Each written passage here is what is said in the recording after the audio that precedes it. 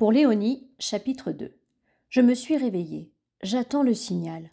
Ma montre m'indique que je dispose d'une dizaine de minutes de répit, comme une longue respiration avant de me lancer dans la course quotidienne. C'est le deuxième jour d'initiation pour Crassus, le plus périlleux. Il va commencer seul sa première journée type. Je n'ai pas pu tout lui dire. Or, je ne serai pas toujours derrière lui, pendant les 14 heures qui nous séparent du coucher. En tant que rouge, je ne suis pas les mêmes cours que lui. Lui va apprendre à lire et compter comme un petit qu'il est, et moi, l'art d'engraisser et de saigner les cochons, de semer efficacement les céréales ou toute autre chose que je ferai peut-être un jour. On n'apprend pas tout cela pour rien en attendant de grandir. On servira bien à quelque chose après. Pourquoi ne nous dit-on rien ? Un souvenir me revient à propos de tous ces mystères autour de notre avenir. Il y a plusieurs mois, après le sport du matin, une rumeur avait circulé. Il y avait quelque chose dans les toilettes. Une inscription à la craie derrière une porte. J'ai réussi à la lire juste avant qu'on ne l'efface. Je veux savoir d'où je viens et ce qu'on devient après, s'il vous plaît. Ce n'était pas signé, mais on voyait tout autour comme une constellation de petites croix au tracé mal assuré. J'en ai compté une trentaine. La craie était posée par terre. J'ai ajouté ma croix, et les deux copains qui m'accompagnaient ce jour-là, Marcus et Octavius, ont fait de même. Durant la journée qui a suivi, les enfants ont échangé des signes qui disaient « J'ai vu, t'as vu, j'ai signé, t'as signé ?» Longtemps après cet événement, ces toilettes-là étaient toujours les plus utilisées. C'était comme si on venait aux nouvelles pour connaître la suite d'une histoire, ou alors pour signifier qu'on se sentait appartenir à un clan dont le local serait si exigu que ses membres ne pourraient le fréquenter qu'à tour de rôle. Pourtant, aucune autre inscription n'a vu le jour depuis. Qu'est devenu Quintus depuis 24 heures ? Est-il apprenti paysan ou pêcheur dans l'île ? Est-il en partance vers un ailleurs inconnu ? Est-il mort ? Est-il soldat avec des chaussures qui puent la graisse ? Non, sûrement pas cette dernière solution. Il n'a pas le physique pour ça. Trop maigre et trop grand. Personne n'a le physique du soldat que j'ai aperçu hier. Je me demande où il les trouve, ceux-là. La nature n'engendre pas de tels monstres. La sonnerie. C'est l'heure. Plus le temps de rêvasser. À peine levé, je répète à Crassus le seul conseil qui vaille. Regarde les autres avant de faire ou de dire quelque chose. Dans la mesure du possible, ne parle pas et surtout, ne pose pas de questions. Je resterai très concentré, je te le promets, Métaux. Les rouges à la course. Les rouges à la course, crie Claudius. Métaux, dépêche-toi, je vous rattrape. Je cherche, parmi les bleus clairs, un garçon digne de confiance. Sextus, surveille Crassus discrètement. Fais ça pour moi, juste aujourd'hui. Ok, Métaux. Je ne le lâcherai pas. La course matinale a lieu dans le couloir qui borde l'étage. Elle est coupée en 4 par 2 passages perpendiculaires, un sud-nord et un est-ouest. Au centre de la croix ainsi formée se placent 4 Césars, chacun s'occupant d'un point cardinal. Les enfants courent par équipe de 4 contre le chronomètre. On commence par les rouges et dans l'ordre des performances établi la veille. Je suis dans l'équipe qui part la première chaque matin parce que c'est la plus rapide depuis longtemps. Au sein de chaque équipe, et selon le même principe, les coureurs sont classés.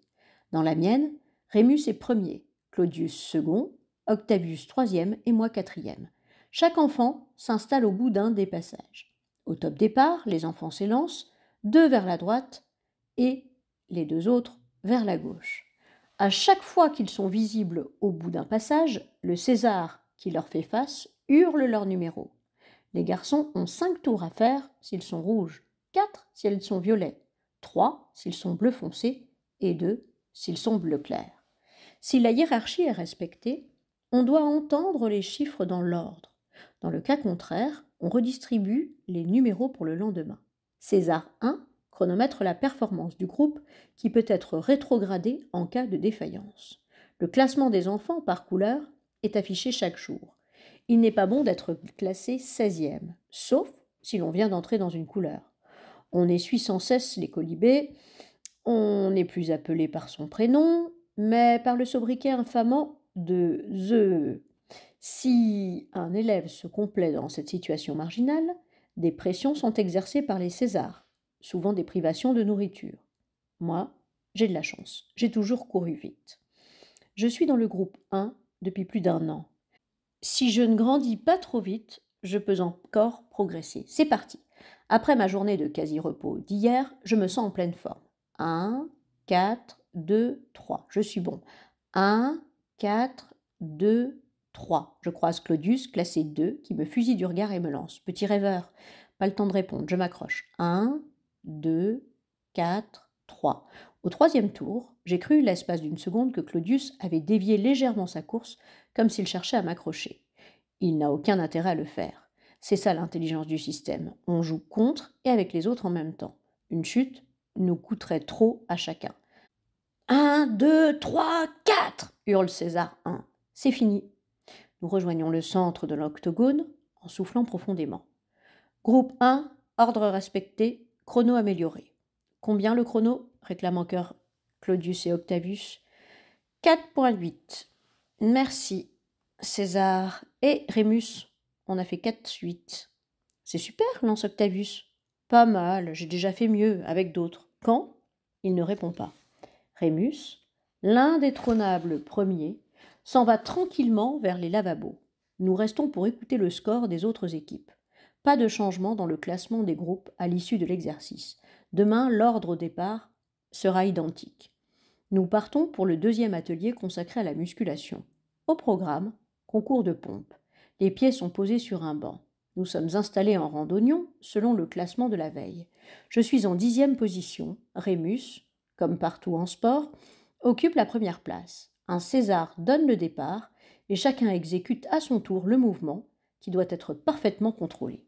Le menton vient effleurer le sol et une pause de 3 ou 4 secondes est obligatoirement respectée avant de remonter dans la position initiale.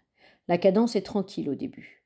On ne fait l'effort qu'une fois toutes les 2 minutes. Mais, à mesure des abandons ou des disqualifications pour gestes non conformes, le rythme s'accélère.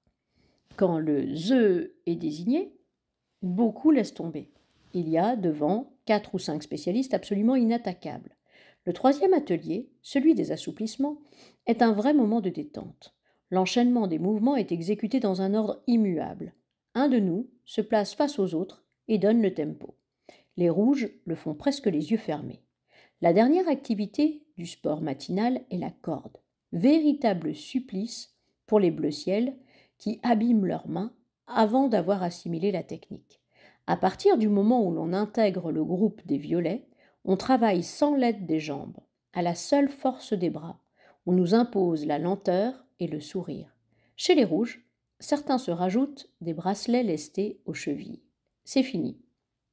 Je n'ai pas progressé dans les classements et j'assume mes médiocres performances en pompe et en corde. Au moment du petit déjeuner, je croise Crassus, le teint livide. Il s'écroule à sa place. « C'est comme ça tous les matins ?» chuchote-t-il. « Oui, tu vas t'habituer. On a dû te dire que tu devais au plus vite te dégager des places de ZE. Oui, on me l'a dit. Je te retrouverai à la lutte. Je pense que tu seras dans mon groupe. D'ici là, sois attentif. » Je croise le regard rassurant de Sextus, qui hoche la tête doucement pour me signifier que tout va bien. Attention, ça commence. Les enfants ont faim et dévorent toute leur assiette. Je vois Crassus hésiter. Je n'ai pas trop faim après le sport. Mange quand même un peu. La prochaine fois, c'est dans 3 heures. Ce matin, je suis les cours de pêche de Monsieur V. Comment capturer et cuisiner le dauphin ? À mon arrivée, je ne comprenais rien à rien. La mer, les vagues, les marées, les poissons ne sont que des dessins et des mots dans les livres. Une fois ou deux, on a fait une sortie dans les couloirs pour aller regarder la mer du haut du phare. Un jour, j'avais posé une question. Comment discerne-t-on les poissons dans la mer qui est colorée ? Quand je plonge ma cuillère dans la soupe de légumes, je ne la vois plus. L'eau de mer n'est pas comme la soupe. Elle est transparente et incolore.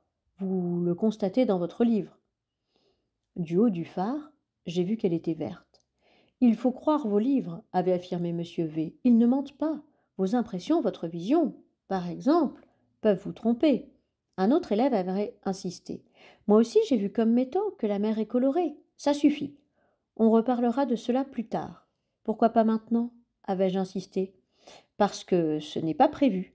Si vous voulez, je demanderai si j'ai le droit de revenir sur cette question une autre fois. Vous demanderez à qui ? Ça suffit, reprenons notre cours. Nous avons perdu assez de temps aujourd'hui. Métaux, je ne vous autorise plus à poser des questions de toute la semaine. Bien maître, Monsieur V n'en avait bien entendu jamais reparlé.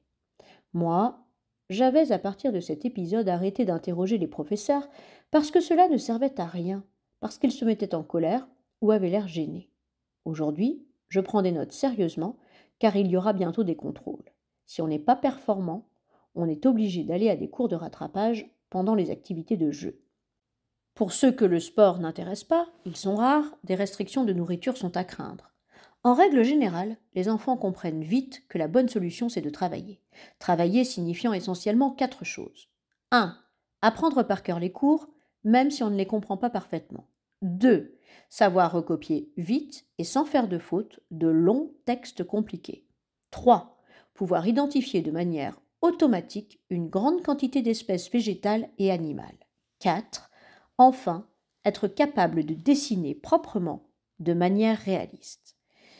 Les cours de lutte ont toujours lieu avec l'ensemble des enfants, répartis en 4 groupes, placés chacun sous la responsabilité des 4 rouges. Ces derniers ne combattent pas. Ils organisent les échauffements, les exercices et arbitrent des duels. J'ai la responsabilité d'un groupe avec Titus, un grand blond qui ne sourit jamais. On nous a attribué 2 assistants qui nous regardent en souriant bêtement, Marcus et Rémus. Les 2 professeurs, M. A et M. P, se déplacent avec difficulté. Ils portent des corsets et restent le plus souvent appuyés sur des barres qui entourent l'immense salle de sport. Ils ne montrent aucun geste technique aux élèves, ce sont les rouges les plus expérimentés qui miment les prises et les phases de combat. Mais leurs remarques et leurs conseils sont toujours extrêmement précis. Tout semble prouver qu'ils étaient de grands champions avant l'accident. J'occupe un poste à risque, car je dois avant tout éviter les bagarres générales qui parfois éclatent subitement. Quand un lutteur se juge maltraité, quand il a été mordillé, pincé ou qu'on lui a tordu les doigts, il a tendance à répliquer. Les amis au bord du tapis prennent vite parti et la salle peut s'embraser. J'ai assisté à un épisode de déchaînement peu de temps après mon arrivée et j'en garde encore aujourd'hui un souvenir horrifié. Les coups se sont abattus avec une extrême violence car tous savaient que le temps était compté et que l'intervention des 2 professeurs mettait fin aux affrontements. Messieurs A et P n'ont pas crié et se sont déplacés avec une certaine lenteur. Ils ne sont intervenus que lorsqu'ils ont été sûrs qu'on pouvait les entendre. S'ils prononçaient 2 fois le nom d'un enfant, celui-ci savait qu'une punition tomberait le soir même. La grande majorité des enfants ne donnaient donc qu'1 ou 2 coups et se protégeaient ensuite en attendant l'arrivée des 2 adultes. C'était à qui taperait le premier le plus fort. Depuis que j'ai cette charge, il ne s'est jamais rien passé au sein de mon équipe. Titus et moi connaissons bien les élèves. Nous arrivons à déceler, avant même que les combats ne commencent, quand un enfant va perturber la séance. Il y a des signes qui ne trompent pas, comme une main qui fuit quand on la serre, un visage fermé ou un sourire insistant. Ces jours-là, l'enfant ne combat pas. Un de nous discute avec lui pour comprendre ce qui cloche. Cette charge me permet d'être bien informé des tensions, des rancœurs, mais aussi des amitiés et parfois des secrets qui existent dans la maison. Je présente le nouveau aux autres. Voici Crassus, il sera dans notre groupe. Soyez sympa avec lui, c'est sa première séance et il est un peu perdu. Décimus, s'il te plaît, tu lui rappelles les règles ? Celui-ci s'exécute aussi. Le but du jeu, explique-t-il, c'est de maintenir son adversaire le dos collé au sol pendant 10 secondes. On ne doit pas frapper, pincer, mordre, déchirer le juste corps de l'autre, tirer les cheveux, les oreilles ou... C'est bon, je pense qu'il a compris. Après un échauffement d'1 quart d'heure, je groupe les enfants par 2 et on répète des prises. C'est Marius, un bleu foncé tout doux, qui initie Crassus. Le nouveau a peur. Dès que son partenaire l'attrape, on a l'impression qu'il cède tout de suite, qu'il se met à genoux en signe de soumission. J'ai même le sentiment qu'il bloque sa respiration quand on l'immobilise, comme s'il voulait qu'on le croie mort. Titus choisit de ne pas le faire participer au combat aujourd'hui. Il doit comprendre l'esprit du jeu et se rassurer. À table, Crassus mâche lentement, en silence. Il semble réfléchir. Il commence à percevoir ce que sera son quotidien pendant 4 ou 5 ans. Il sait que ce sera dur, mais que, comme les autres, il finira par s'y faire. Il y a une minuscule récréation d'1 quart d'heure après le repas. Les enfants se répartissent par petits groupes dans l'ensemble des couloirs. C'est le seul moment non organisé de notre emploi du temps. Les pensionnaires en profitent pour libérer le flot de paroles qu'ils accumulent depuis des heures. Dans certains groupes de petits, tout le monde parle en même temps, sans se soucier du discours de l'autre. Chez les plus vieux, en revanche, on peut avoir de vraies discussions. Bien entendu, pour prévenir tout conflit, des Césars sont harmonieusement répartis sur tout l'étage. La parole est surveillée, même si c'est souvent de loin. Les cours théoriques reprennent ensuite à 15 heures. Puis, les enfants vont en alternance aux jeux de table et ou au sport collectif en fonction de leur couleur. On inverse les activités chaque jour. Les jeux de table partent tous de la même base, les petits chevaux. Un plateau de 4 couleurs, un dé et 2 pions colorés par joueur. Les nouveaux jouent selon la méthode traditionnelle la plus facile. Le jet du dé est essentiel. On gagne si on a de la chance. Les autres, en grandissant, utilisent des variantes où la stratégie a plus de place. La première consiste à envoyer un cheval dans un sens et un autre en sens contraire. Le but est de rejoindre au plus vite son camp, comme dans le jeu classique, mais en multipliant les conflits. La deuxième, de loin la plus utilisée, n'a gardé pour ultime objectif que l'élimination totale des 3 autres adversaires. On jette le dé 2 fois. Les pions avancent dans le sens qu'on désire. On est libre de choisir un sens et un pion pour le premier jet, et de changer l'un ou l'autre pour le second. La figure qu'on cherche le plus est le sandwich de la mort, quand 2 pions d'une même couleur bloquent complètement un pion adverse qui attend, impuissant, son élimination. On peut jouer en équipe ou chacun pour soi. Il est aussi possible de nouer, selon les circonstances, des alliances officieuses du type l'ennemi de mon ennemi est mon ami jusqu'à ce que notre ennemi commun disparaisse. Ces variantes sont tolérées si elles n'occasionnent pas de débordements violents. Un classement officieux est établi chaque jour. En fin de semaine, les champions s'affrontent sous le contrôle de tous les autres. Je me suis passionnée au début pour ces jeux, pour le prestige que cela apporte, mais en vieillissant, je me suis aperçue que les vainqueurs ne font jamais partie du cercle de mes proches. J'ai depuis quelques mois pour principe de ne jamais participer au final. D'abord, pour éviter de perdre mon sang-froid devant les autres, juste pour un jeu, mais aussi parce que j'apprécie d'être inactif pendant ce temps. Je fais semblant de regarder et je laisse mon esprit divaguer. Sortir du cadre, ne serait-ce que quelques minutes, une fois par semaine, me procure un grand plaisir. Je ne dois pas m'en vanter. Les Césars n'apprécieraient pas.